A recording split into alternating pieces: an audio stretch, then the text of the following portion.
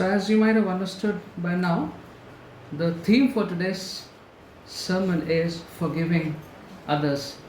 आज का वचन पढ़ के आपको थोड़ा सा ध्यान में आ गया होगा कि आज का जो हमारा विचार है वो है दूसरों को क्षमा करना.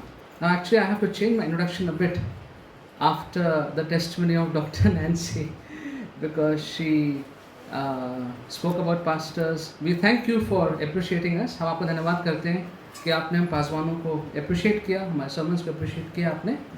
But you know, pastors need a lot of forgiveness from their congregation. पासवानों को बहुत क्षमा चाहिए अपने कलीसिया से for preaching long boring sermons. लंबे लंबे बोरिंग प्रचार कभी कभी करते हैं, उसके लिए आप लोग हमेशा हर हफ्ते हमें क्षमा करते हैं. हम आपका धन्यवाद करते हैं. Thank you for that. You are very generous to accommodate our long homilies. हमारे जो वचन देते हैं आप लंबे, और and that with translation, you have to hear it 2 times.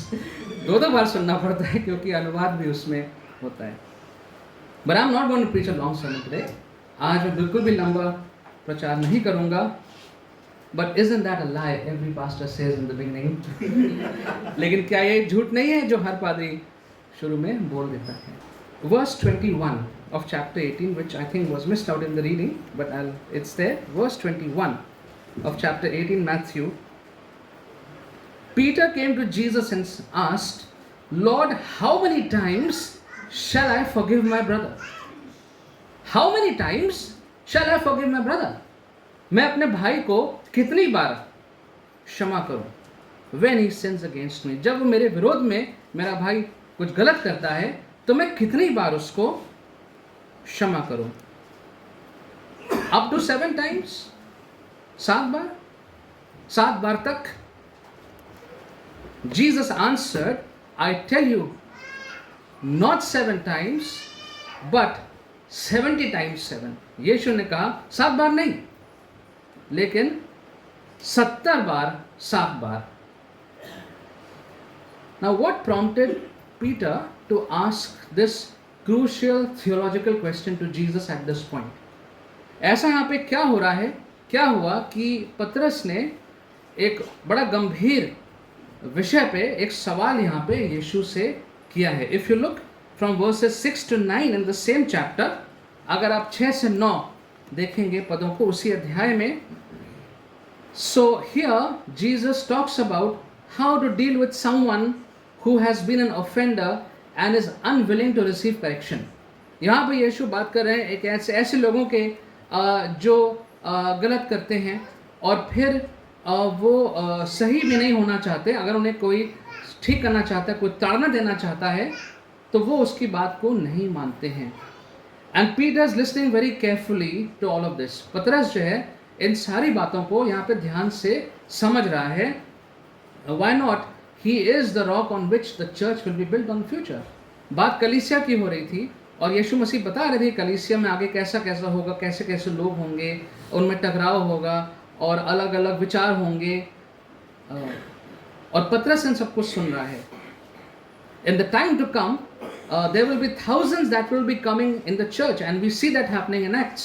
आने वाले समय में प्रेरितों में हजारों लोग कलीसिया में आएंगे, जुड़ेंगे. There will be men, women, children together as one body. स्त्री, पुरुष, बच्चे सब एक बड़े शरीर के रूप में कलीसिया में आएंगे. Conflicts would be inevitable. कुछ न कुछ तो तकरार, कुछ न कुछ तो कहासुनी होगी. And that was the background in which Jesus was speaking. इस पृष्ठभूमि में यीशु मसीह बात कर रहे थे. And everybody will not may not measure up to the Christian discipline. जो चर्च की वचन की जो धारा, जो हमारी धरोहर है, शायद हर व्यक्ति उस पर खरा ना उतर पाए. And with the possibility of issues arising amongst people, perhaps Peter is concerned. शायद पतरस सोच रहा हो कि अरे अगर इतने सारे लोग जो हैं वो अगर उनमें मनमुटाव हो गया और एक दूसरे के प्रति ऐसा अगर बर्ताव रहा तो फिर इतने सारे लोगों के साथ हम क्या करेंगे, कितनी बार क्षमा करेंगे. This is going to be a big problem for us. ये तो बहुत बड़ी समस्या बन जाएगी.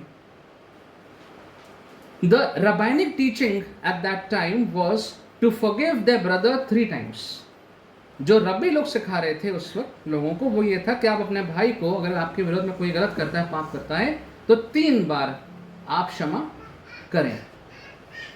Peter doubles the figure.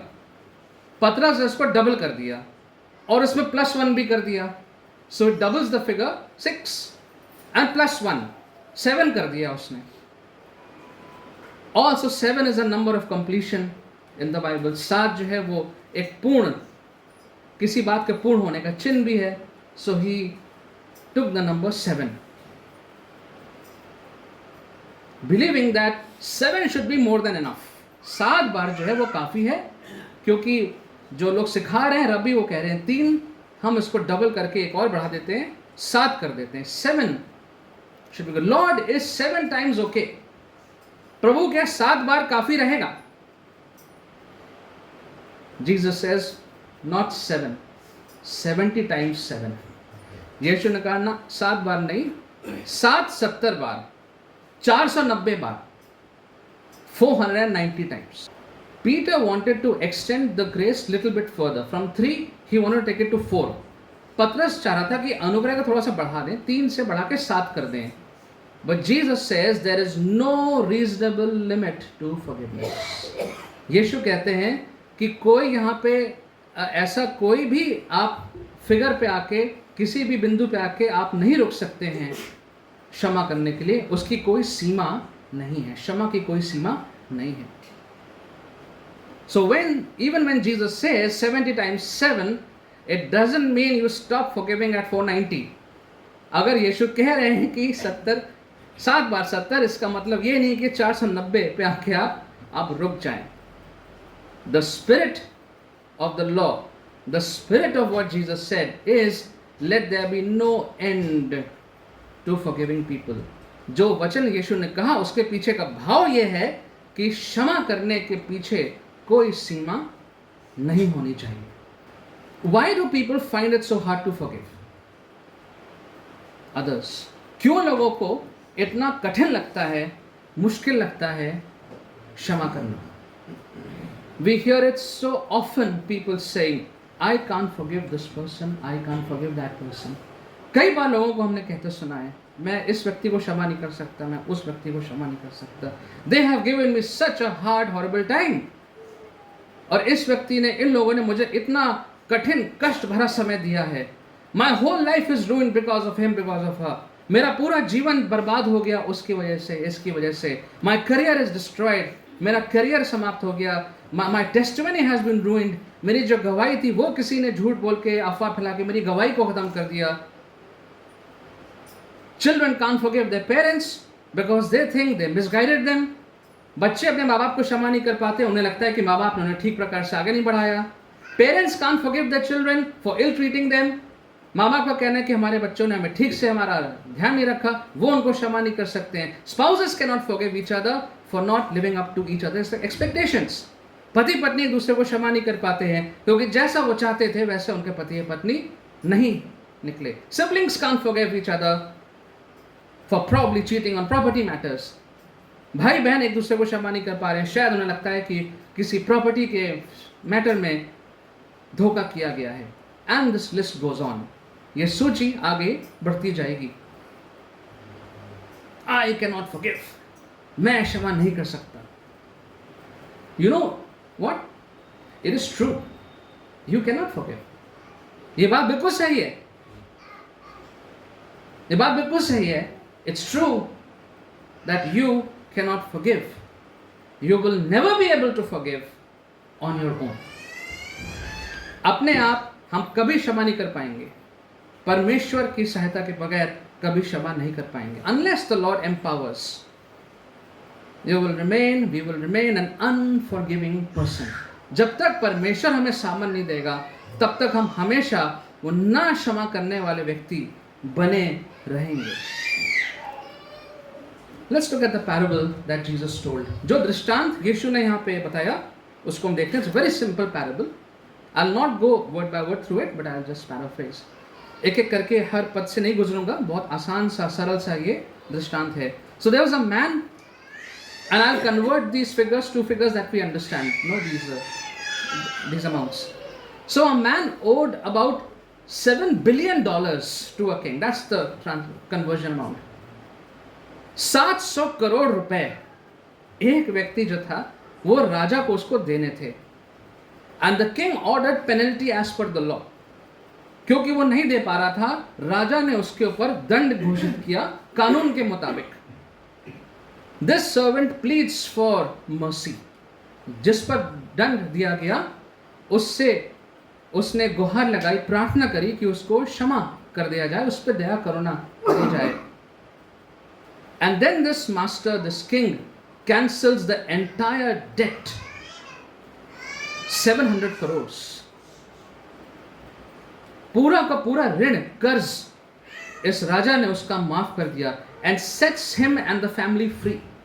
उसे उसके परिवार को छोड़ दिया कि जाओ, तुम्हारे जो जितना भी ऋण है, कर्ज है, वो क्षमा हुआ.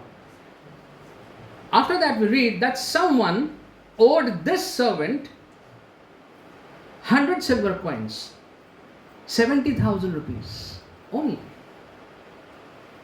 कोई एक दूसरा व्यक्ति था जो इस वाले नौकर जो था उसे इसको पैसे देने थे. And the amount was only 70,000 rupees. केवल 70,000 रुपए का अमाउंट था. What did this servant do? Let's look at verse 28. But when the servant went out, he found one of his fellow servants who owed him 100 denarii. He grabbed him and began to choke him. उसने उसको पकड़ लिया और उसका गला दबाने लगा. For 70,000 rupees. Pay back what you owe me, he demanded. जितना पैसा मेरा बनता है मुझे तुरंत वापस करो. His servant fell to his knees and begged him. वो घुटने पे गिर के उससे प्रार्थना करने लगा, उससे भीख मांगने लगा अपने जीवन की. Be patient with me and I will pay you back. थोड़ा सा समय दीजिए, मैं आपका पैसा वापस कर दूंगा. But he refused. मना कर दिया इस वाले सेवक ने. And instead he went off and had the man thrown into prison until he could pay the debt. और इस व्यक्ति को उस वाले सेवक ने जेल में डाल दिया तब तक जब तक ये 70,000 रुपए वापस ना कर दे. Jesus then says for this servant, the matter was brought before the king. This is what the king had to say. You wicked servant, I cancelled that debt of yours because you begged me. Shouldn't you have also had mercy on your fellow servants just as I had on you?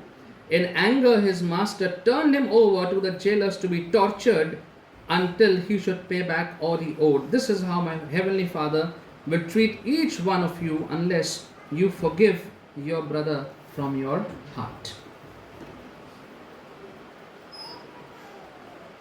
There is no metaphor over here. There is no sign language over here. किसी भी यहाँ पर चिन्ह का, किसी भी ऐसी भाषा का प्रयोग नहीं किया गया है कि नहीं इसका मतलब तो कुछ और है. This is exactly what Jesus means. If anyone who does not forgive his brother, Jesus says, is going to be treated the same way. That's very harsh. Very harsh words. बहुत कड़े शब्दों में यीशु ने ये बात यहाँ पे कह दी है. Now, what is the most significant truth unveiled by Jesus in this parable? इस दृष्टांत में सबसे महत्वपूर्ण सत्य कौन सा है जो हमें देखने को मिलता है? As we receive forgiveness from our trespasses and sins, we also forgive those who trespass against us. जैसे हमें हमारे पिता से हमारे पापों के लिए क्षमा प्रदान होती रहती है, उसी प्रकार से हमें भी अपने गुनहगारों को क्षमा करना है. This is the most important truth that comes out from this parable. जैसे हमें परमेश्वर ने हमारे अपराधों को क्षमा किया है, वैसे हमें भी अपने अपराधियों को क्षमा करना है। John 20:23, can someone read please? यूहन्ना 20:23।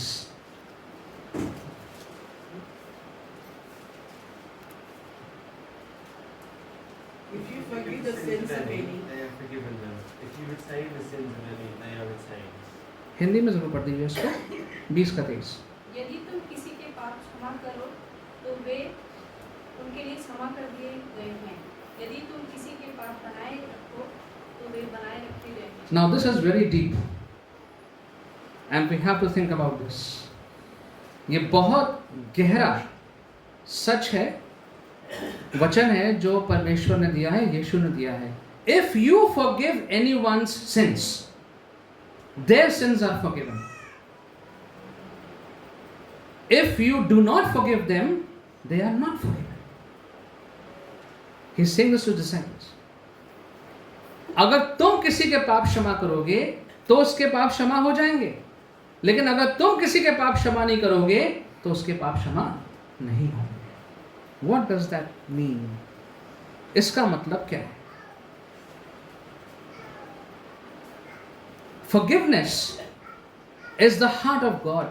परमेश्वर का जो हृदय है वो क्षमा है।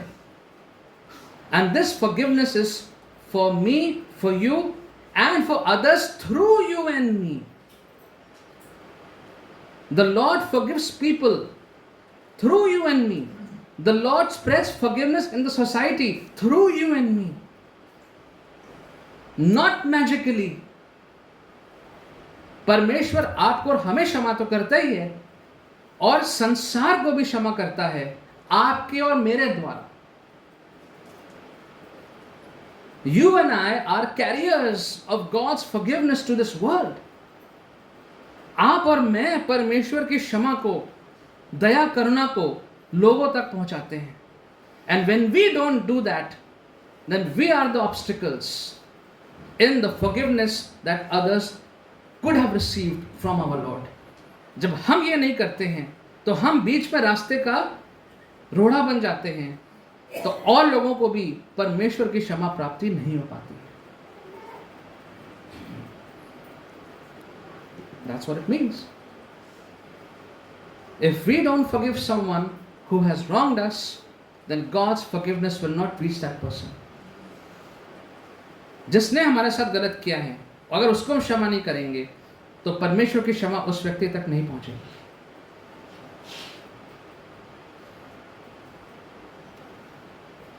God has entrusted you and me with the power to bring healing in broken and hurting relationships.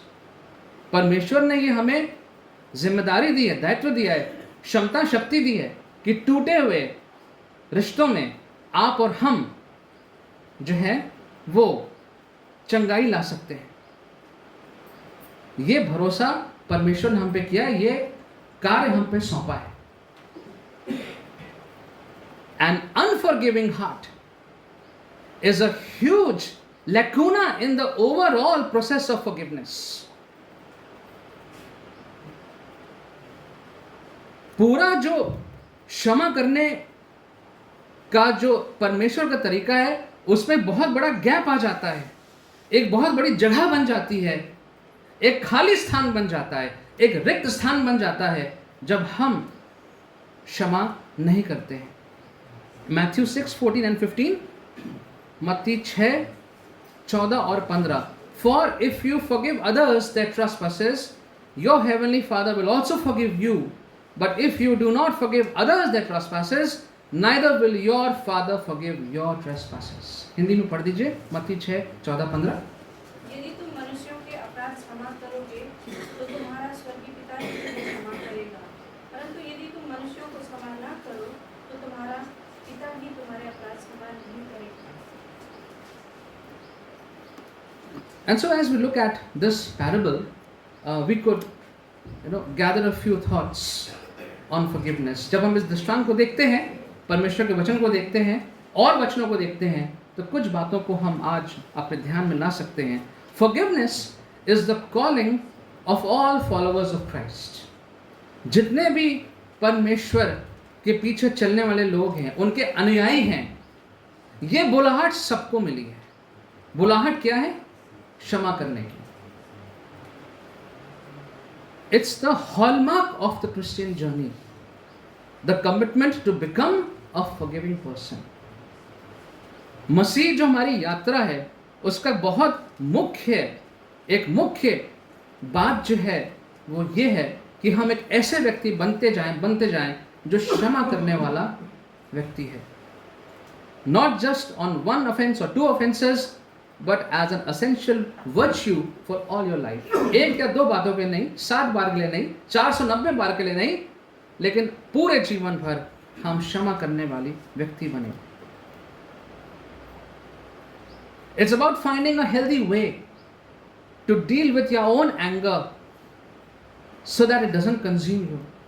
हमारे अंदर जो क्रोश, जो नाराजगी, जो कटुता भरी हुई है किसी और की वजह से, वो हमें खुद ही भस्म कर देगी अगर हम ऐसे व्यक्ति नहीं बनेंगे तो. And forgiveness would be about focusing on more positive things for yourself. जो और सकारात्मक बातें हैं अपने जीवन के लिए, उस पे सोचने का हमें और समय मिलेगा. And not to think all the time that I need to prove myself, I need to prove that I am right, and I need to get back to this person. मुझे साबित करना है कि मैं सही था, मुझे साबित करना है कि मैं सही था और मुझे इन चीज़ों को ठीक करना है. Mahatma Gandhi said, and we all know what he said on this matter, he said, an eye for an eye will make the whole world blind. Mahatma Gandhi ने कहा कि आंख के बदले आंख अगर लेंगे तो पूरा संसार नेत्रहीन बन जाएगा, अंधा बन जाएगा. Jesus said, you have heard it said that eye for an eye, tooth for a tooth, but I say to you, repay no one evil with evil, instead repay evil with good. यीशु ने कहा कि तुमने कहा था पहले, it was an old law, आंख के बदले आंख, दांत के बदले दांत, लेकिन मैं तुमसे कहता हूं कि बुराई के बदले में बुराई ना करना, बुराई के बदले में भलाई करना. And so forgiveness is about going through a process where you see that person in a new light. We want to see that person in the old light forever. Forgiveness is about seeing someone in a new light, in the light of Jesus Christ. यीशु मसीह के द्वारा जो ज्योति प्रदान हुई है, जो नया जीवन प्रदान हुआ है, जो सब नई बातें आ गई हैं, तो उस नई बातों में, नएपन में हम ऐसे व्यक्ति को भी जिसको हम क्षमा नहीं कर पा रहे हैं, उसको भी हम एक नई ज्योति में होकर के देखते हैं. And we hope the best for them. One of the most difficult action that was forgiven was the murder of Graham Staines and his 2 sons. And there are others also, but this is one thing that keeps resounding in the hearts and minds of all Christians, especially the Indians. Graham Staines, उनके 2 छोटे बच्चों को जिंदा उनके station wagon car में जला दिया गया था. And Gladys Staines said, I forgive. Most people probably never understand what she means. But she said, and I believe that she said that from her heart. Forgiveness is a gift that you give to yourself, not necessarily to the one you're forgiving. जब क्षमा करते हैं तो हम एक तोहफा अपने आप को देते हैं. जिस व्यक्ति को कर रहे हैं शायद उसके लिए नहीं, लेकिन सर्वप्रथम वो तोहफा हमारे लिए. It's a gift that we give to us. Sometimes we think, okay, oh, I have to forgive this person. Okay, let me try. And though this person doesn't deserve that, this person has hurt me so much. Okay, let me, it's not right that this person should be forgiven so easily. But the truth is that when we do that, we are actually doing a big favor to ourselves. हम वो तोहफा अपने आप को दे रहे हैं. most of the time the person who has offended us actually might have moved on. The truth is this, and might not even bother whether you are forgiven or not. सच तो ये है, जिसने भी आपके विरोध में कोई गलत किया है, हो सकता है वो व्यक्ति आगे बढ़ चुका हो अपने जीवन में और उसको भूल भी गया होगा और उसको परवाह भी नहीं है कि आपने क्षमा किया है कि नहीं किया है. But you have not been able to move on from that point. You are still stuck over there. Day in and day night to think about that. And you're burning yourself out in that. वो व्यक्ति तो आगे निकल गया, वो भूल भी गया, लेकिन हम वहीं पे रुके रहेंगे, वहीं रुके रहते हैं, कभी कभी सोचते रहते हैं और अपने आप को खत्म कर देते हैं. We consume ourselves. And so when we forgive, we're doing it for us. अपने लिए कर रहे हैं ताकि हमारा जीवन जो है वो उस कटुता से, वो उन सारे रातों से जब नींद नहीं आती है उससे आगे बढ़े. Sleepless nights, bitterness, we move on from that.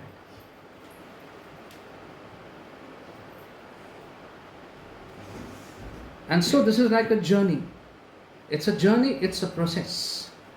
ये एक यात्रा है, ये एक प्रक्रिया है. It's a journey that is difficult and you won't always get it right. मुश्किल यात्रा है और इस यात्रा में जब हम क्षमा करते हैं, करना चाहते हैं, तो शायद सब बातें ठीक से हो भी ना पाए जैसा हम चाहते हैं. Maybe the person you have forgiven offends again, slaps you right back.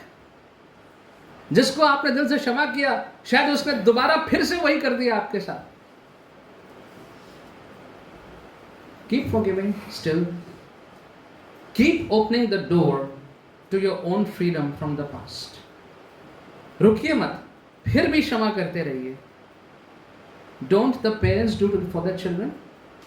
So many times. So many parents sitting over here. Does any parent have any record of the wrongs the children have done? No record. There's no record. No record. जितने माँ बाप बैठे हैं, क्या उनके पास कोई सूची है कि हमारे बच्चों ने हमारे खिलाफ में कितने कितने गलतियां करी, हमें परेशान किया? No record. कोई इसका रिकॉर्ड नहीं है. Let's close with Colossians 3:13. कोलोसियों 3:13 को इंग्लिश और हिंदी में पढ़ लीजिए.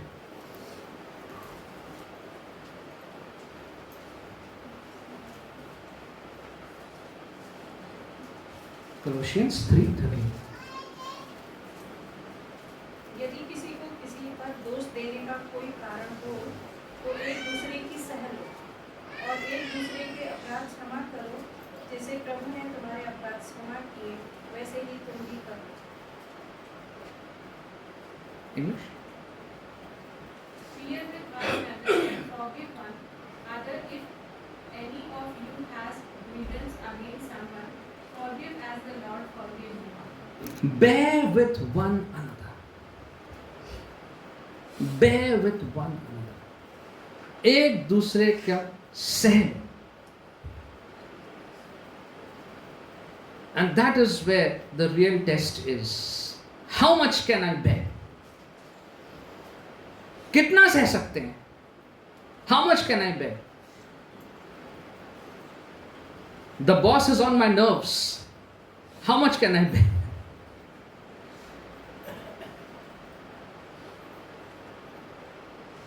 No, I have a troublesome marriage. Someone says, how much can I bear? कितना सहें? Paul says, bear with one another. Keep forgiving. Bear with one another. Keep forgiving. The day ends, pray and forgive. Let the new day start with a blank sheet of paper. अगला दिन शुरू हुआ एक कोरे कागज के साथ. Bear with one another. Keep forgiving each other. As the Lord forgives you, you must also forgive. जैसे हमें प्रतिदिन परमेश्वर क्षमा करता रहता है, उसी भाव में हम भी अपने अपराधियों को प्रतिदिन क्षमा करते रहें. That's the only way we move forward in our Christian life. as fruitful Christians, एक ऐसे मसीह जो फल लेके आएंगे. This is what the Lord wants, that we be people who are forgiving, because forgiveness is in the heart of God. परमेश्वर के हृदय में क्षमा है और वो चाहता है कि हम भी ऐसे व्यक्ति बने जो क्षमा, not like this servant who received 700 crores worth of forgiveness but was unwilling to forgive 70,000. 700 crore की क्षमा उसने प्राप्त कर ली, लेकिन 70,000 वो क्षमा नहीं कर पा रहा था. And that brings us to one last concluding thought. Am I aware of how much the Lord has forgiven me? Am I aware? Do I think about that? How much the Lord has forgiven me? परमेश्वर ने मुझे कितना क्षमा किया है? Because if I don't have an understanding of that, then it is not possible, rather impossible, to forgive anyone. And so, if you think you are stuck somewhere, अगर आपको ऐसा लगता है कि आप कहीं फंसे हुए हैं, किसी ऐसे विचार में, किसी ऐसी परिस्थिति में, let's go back and check. How do I relate with my Lord? मैं अपने परमेश्वर के साथ मेरा संबंध कैसा है? And in that, how much have I received His forgiveness? Have I asked for His forgiveness? क्या मैंने परमेश्वर की क्षमा प्राप्ति मांगी है? Because the measure of forgiveness that the Lord gives is no end. And as a reflection of that, we also forgive. And so if we still think at the end of it that still I can't forgive, then need to go back and check how much forgiveness we have received from the Lord. Have we even thought about that? And when we work on that, जब हम ये देखते हैं, पता करते हैं प्रार्थना में कि परमेश्वर ने मुझे कितना क्षमा किया है, या मैंने परमेश्वर से क्षमा प्राप्ति मांगी भी है कि नहीं मांगी है, और तब उसका नतीजा ये होता है कि आगे भी हम क्षमा करते हैं और उसके लिए जो भी करना होगा हम करेंगे. We see that in the life of Zacchaeus. We see that in the life of so many people who received God's forgiveness. We see that Zacchaeus was overwhelmed. He realized how much wrong he has done. Zacchaeus को पता लगा उसने कितनी गलतियां करी हैं, without Jesus saying anything to him except that I want to stay in your place. And on his own he is ready. He is ready to compensate more than what was required. It was just flowing. No one could stop that. कोई उसको रोक ही नहीं पाया. That's how forgiveness is. The more we receive the Lord's forgiveness, the more we will be able to forgive others. Let's pray. Father, we thank you that your word is very clear, and today's word challenges us to be someone who is forgiving, someone who follows the footsteps of Jesus in forgiving people. Help us, Lord, to be someone who would have a kind heart that will forgive people because you have forgiven us too. परमेश्वर, आज के वचन में हम धन्यवाद करते हैं कि आज का वचन हमें सिखाता है कि हमें लोगों को क्षमा करना सीखना है, उसी प्रकार से जैसे आपने हमारे अपराधों को क्षमा किया है और करते रहते हैं. Lord, this morning we pray that if there is anyone who is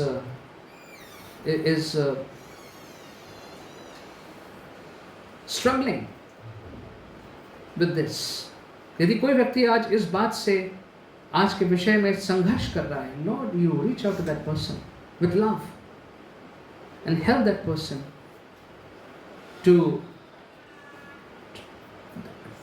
for the eyes to be opened and see how much you have loved them and forgiven them. प्रभु जी, ऐसा व्यक्ति आपके प्रेम को, आपके क्षमा को अनुभव करने पाए, और उसके बाद जहाँ पर भी वो संघर्ष कर रहा है वहाँ पर भी वो आपके प्रेम को क्षमा के द्वारा प्रदर्शित करने पाए. May that person be able to receive your love and also forgive others overwhelmed by your love. Thank you, Lord, for today's message that you've given to each one of us. In Jesus' name we pray. Amen.